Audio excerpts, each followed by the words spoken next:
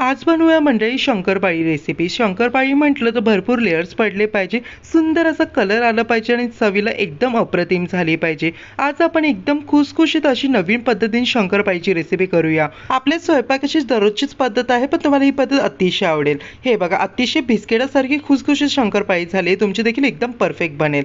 So मंडळी, शंकरपाळी बनवण्यासाठी बाउलमध्ये 2 cup इतका मैदा घ्यायचा आहे आणि मैद्यामध्ये 1 चमच विलायची पावडर, अगदी पिंच ऑफ मीठ ॲड करायचं आहे आणि पाव कप इतकं कडक केलेलं साजूक तूप ॲड करायचं आहे.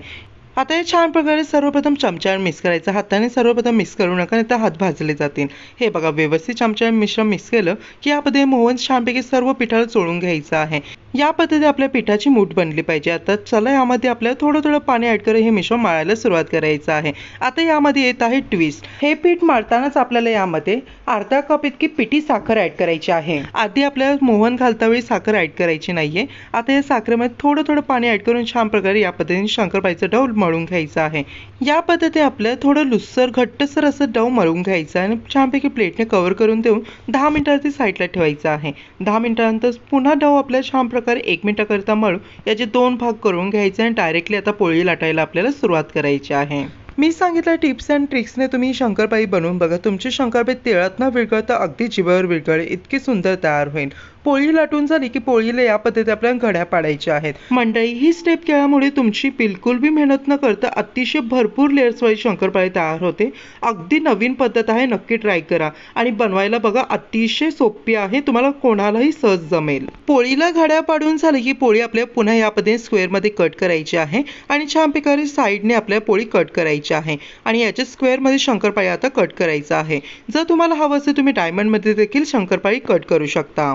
हे बघा मंडळी, किती मस्त स्क्वेअरमध्ये शंकरपाळी आपली कट झालेली आहे. शंकरपाळीची साईज बघा आता आणि नंतर तेलामध्ये तळल्यानंतर तुम्हाला डिफरन्स दिसेल. आता गॅस पेटवून छानपैकी पॅन ठेवायचं. पॅनमध्ये तेल ॲड करायचं आहे.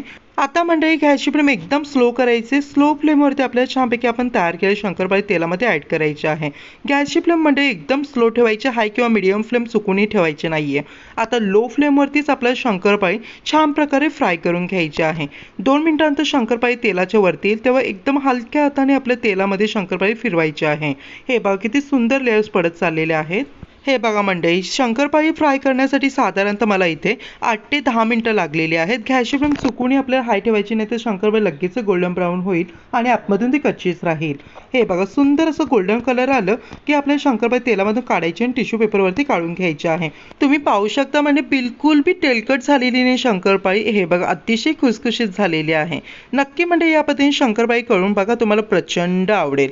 जर व्हिडिओ आवडचा व्हिडिओ लाईक करा, आपल्या चॅनल प्लीज सबस्क्राईब करा. सो हे बघा, आधीचं शंकरपाळीचं साईज बघा ना आत्ताचं साईज बघा, तसं आतमधून बघा, अतिशय बिस्किटासारखी खुसखुशीत झालेली आहे आणि बिलकुल पण तेलकट नाही आहे. या पद्धतीने शंकरपाळी करून तुम्ही 1 महिन्यापर्यंत स्टोअर करू शकता. चला मंडळी, पुन्हा भेटूया. हर हर महादेव.